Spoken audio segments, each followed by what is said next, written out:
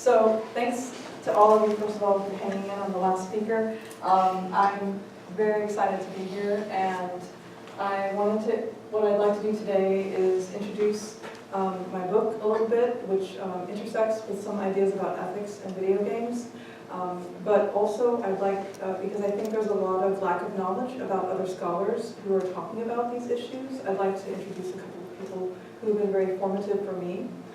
But it is a very new field, comparatively new field.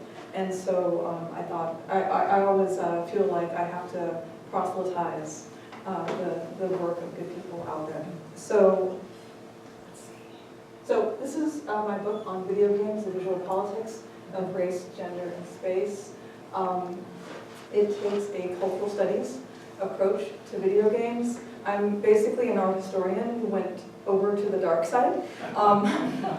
When I was doing my PhD, I had a very fine education at Cornell University, but at the time, game studies was so new that it was something that, being in a traditional art history and visual studies program, was not even possible to study. They didn't even know how to, kind of deal with me as someone who wanted to kind of think about that. So I focused on art and technology, but really I had a strong interest in the visual culture of video games because they were becoming so complex in the moment that I was in graduate school that I saw a very dramatic shift, and part of it was just simply that the rendering capacities were better, right?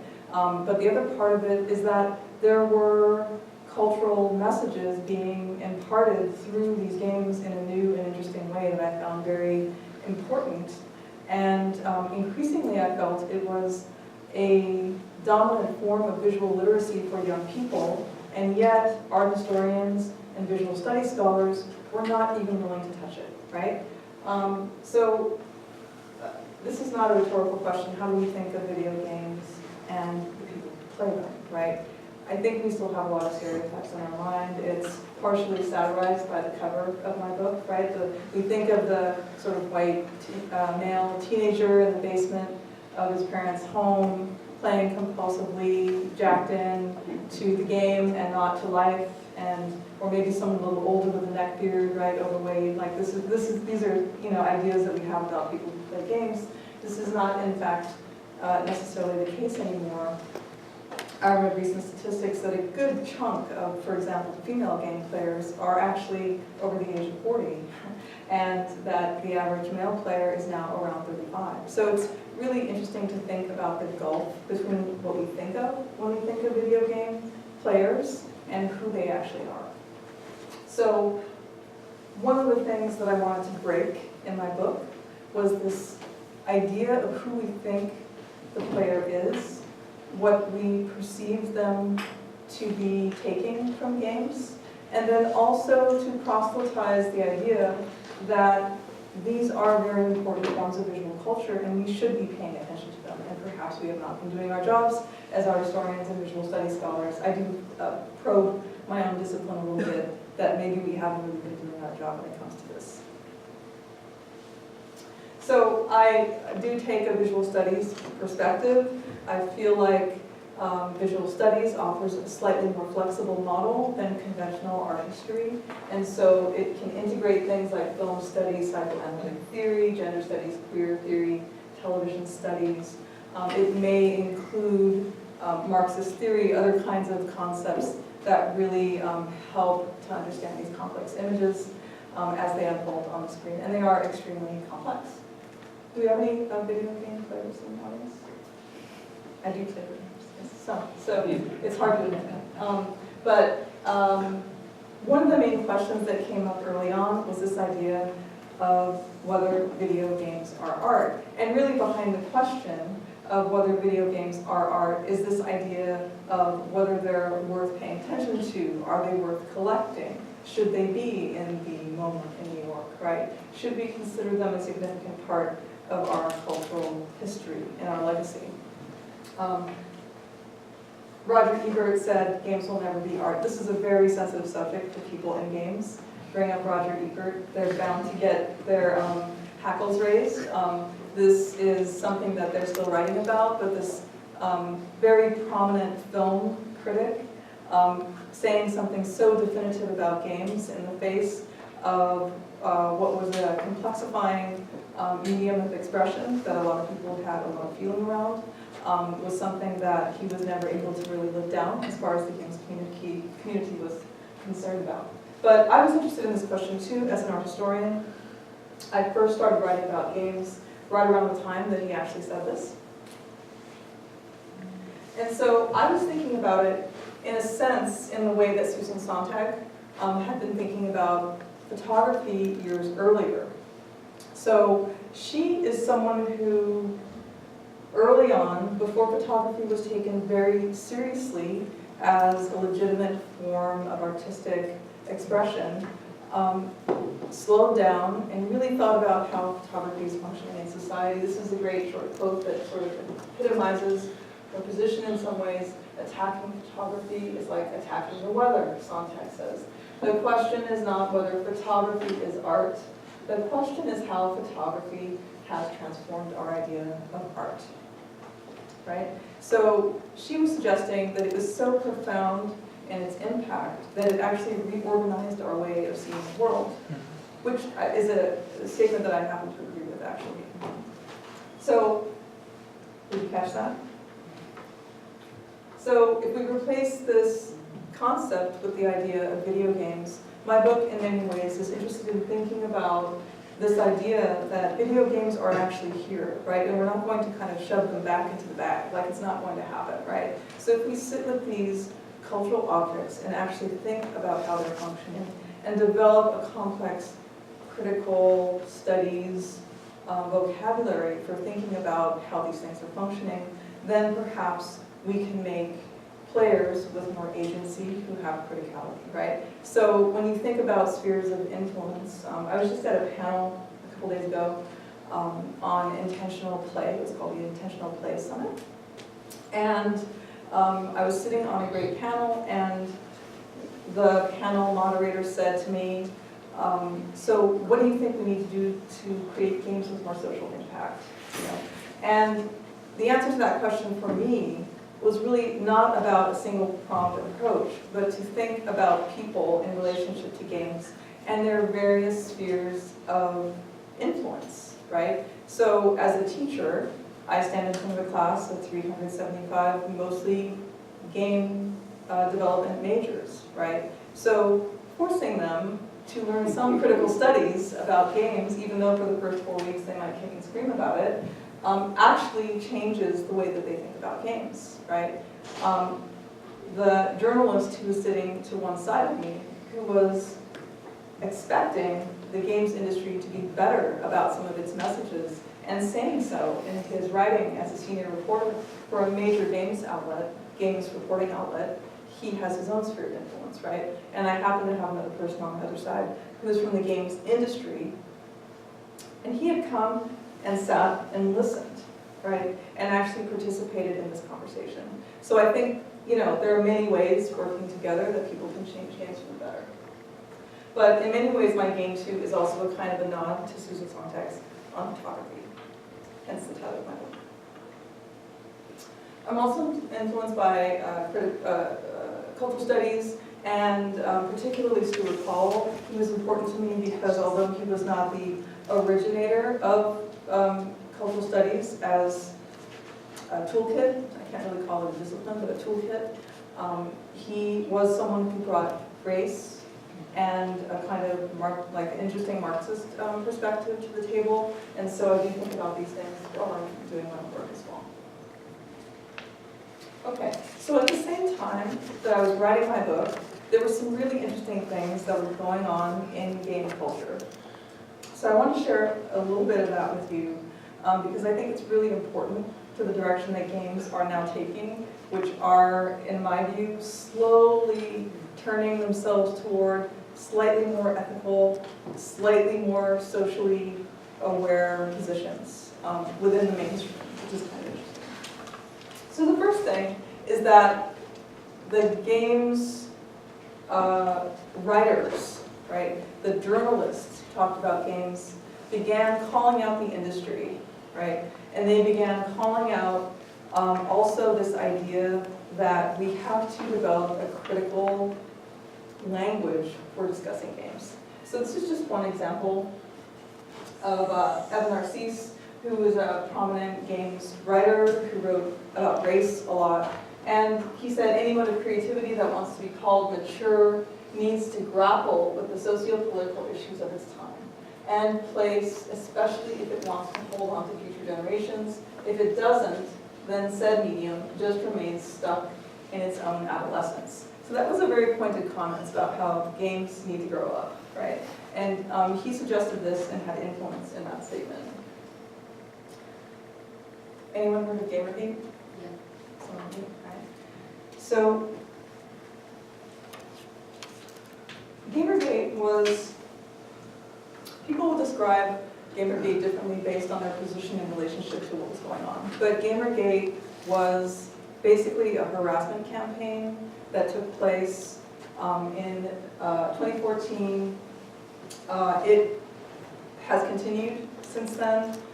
Basically, it was a campaign that was designed to harass the entities within game culture, the industry, fans, and also scholars who wanted games to be more and were outspoken about the absence of particular constituencies, both in the representation and in the industry. So the women, people of color, non-binary people, and the normative people who supported them were largely targeted, right? Death threats, online rape threats. It was very ugly and prolonged. Some people feared for their lives. These are several of the key people who were harassed, mostly on the basis of the feminism in their work, the inclusiveness that was present in their products, right? All of these things contributed to a very, very toxic outpouring. Some say by a vocal minority, but I would say perhaps by more than we might think, who felt that games should remain about fun, and they shouldn't be about the issues that so-called social justice warriors were trying to proselytize into games, right? So there was this idea that by including different kinds of people, by including different issues within games, we were going to create a condition by which games would no longer be fun, and they would be about politics and identity politics, and they would no longer be the space for the normative player. This became so vitriolic at one point that it actually slopped over into the mainstream, and I was very shocked to find that in fact there were articles coming out in The Guardian, in Time magazine, and they were trying to explain this phenomenon that was going on. And eventually across time it became very interesting because the articles began to point to the ways in which Gamergate actually prefigured the rise of the alt-right. So it was an interesting micro explosion of something that became much broader within culture. So this was a very important moment also in which to be writing about games. There were also several books that came out that exposed the toxic, mostly like toxic masculine cultures of the industry. Court cases about women being passed over for positions of power within the industry. Brotopia was a book that talked about the boys club, right, of Silicon Valley, not exclusively games, but the larger tech industry, and the ways in which it was inhospitable to entities that could not conform to the narrow vision of who the tech genius actually is, right? So all of these things are pouring out. So I was thinking about these things in terms of visual studies, in terms of cultural studies. And one of the things that I think is really key about that moment of Gamergate that I talk about is this, right? That it was a paradigmatic eruption of something that would normally remain hidden, pervasive but invisible, into public view, right? So it made visible the normally hidden identity, politics at play in dominant games. People began to ask questions. Why is the hero always a white male with a 5 o'clock shadow and a brushed haircut, right? Like a, why does he always look this way? Can there be other heroes? right? With the democratization of some of the technologies, the possibility of presented by the App Store, right? People began to make personal games that told their stories, which might be very different than the stories that were being told by studios that could make a game for $10 million or $50 million or $100 million.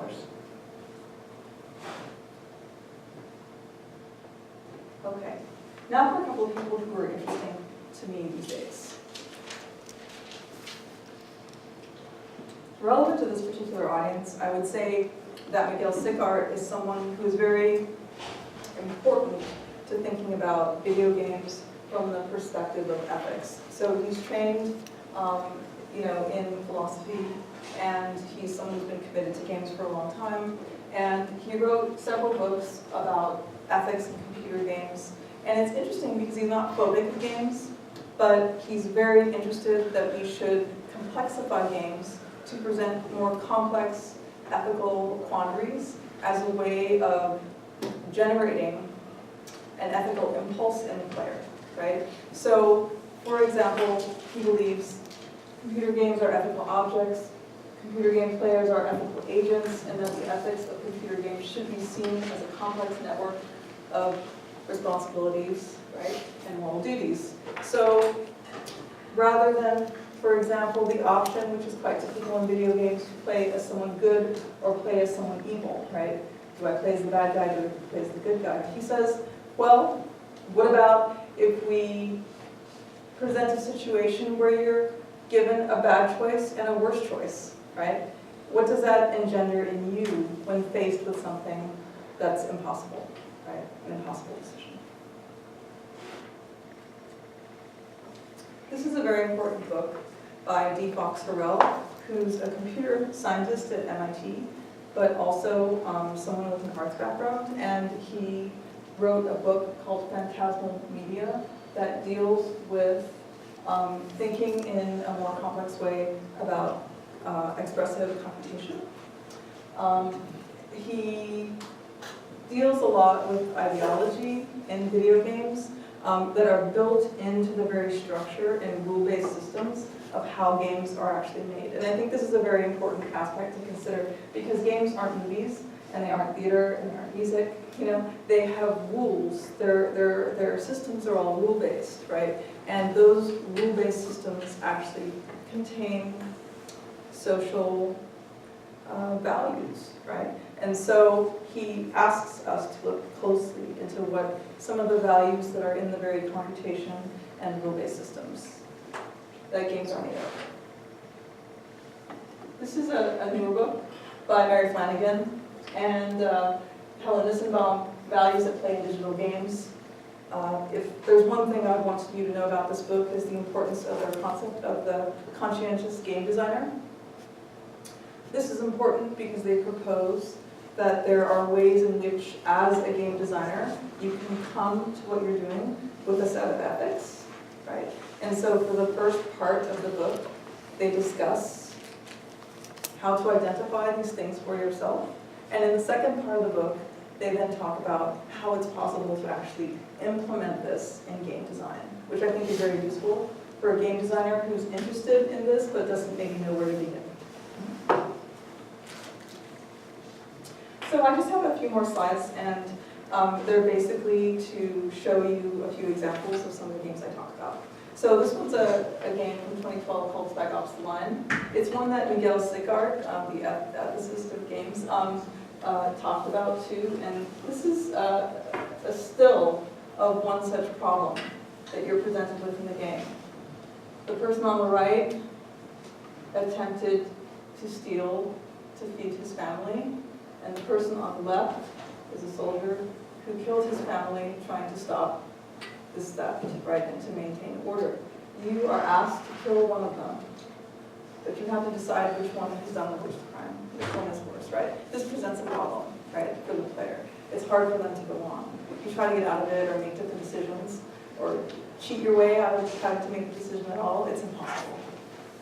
That's really compelling to me in terms of a video game because these kinds of things have not existed in video games for very long. Assassin's Creed Liberation. You play as a biracial product of a union between a French merchant and a former slave in early America during the period of slavery.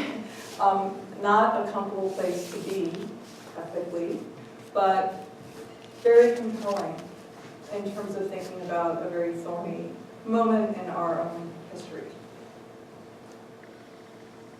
The Last of Us, probably one of the best games ever made, deals with a post-apocalyptic dystopian representation of the United States and a form of white masculinity that's very shattered from all of the losses that have resulted from that reality. When considered that it was made during a time when there was a rhetoric around what's been lost, that America has died, this kind of thing, if you read this kind of narrative against the political moment in which it was made, it becomes a very rich text, an example of a very rich text for thinking about its reflection of who we are and where we are in history in this moment. Tomb Raider, briefly, this is a reboot of a very old game that maybe some of you who never even played a game may have heard of, Lara Croft, right, and Tomb Raider. So this is the recasting of a heroine who is kind of invincible, right, and unflappable in the old versions, as someone who is not so strong yet, compromised, perhaps unwilling to take on some of the excitement that we think of Lara Croft, and also someone who is beset on all sides by danger. Metal Gear Solid 5, The Phantom Pain. This came out after I had begun my book. I found it a very interesting example because the game was a sort of speculative fiction, military, kind of conventional military game in many ways, but at the same time, it was set in Afghanistan in 1985, a very important moment in which the Soviet-Afghan War was taking place, and this was the seedbed for Al-Qaeda and the Taliban, right? So it is no accident, right, that these very sophisticated designers of games are thinking through these moments in history that prick us and then setting games within these contexts. Max Payne 3,